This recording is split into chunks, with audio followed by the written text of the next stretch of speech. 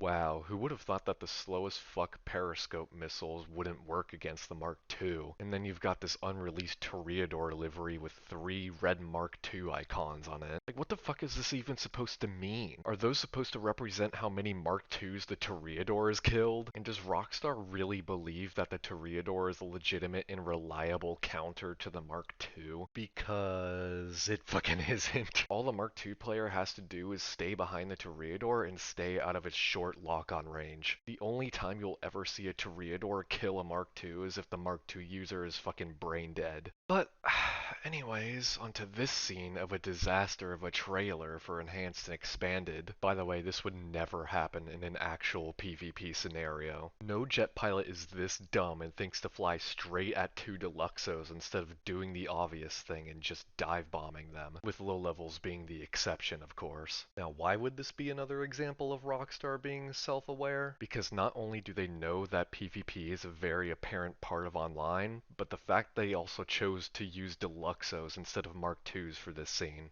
They know full well that the Mark II is broken, overpowered, annoying as shit, and not fun to fight against whatsoever because of the Pavel quote and the Toreador livery. It quite literally ruins the game. Rockstar acknowledges this, and they acknowledge that the community despises its existence, which is probably why they chose not to include it in this trailer. And yet, they still won't bother nerfing the thing. And they likely never will. This shit really makes me wonder if any Rockstar employees actually play the online and look at the Mark II and say, yeah, this is fine. This is balanced. This should be in the game. Honestly, if they actually took the time to nerf the Mark II and Enhanced and Expanded, I would buy Enhanced and Expanded for that fact alone. But I guess we won't find out until November 11th this year.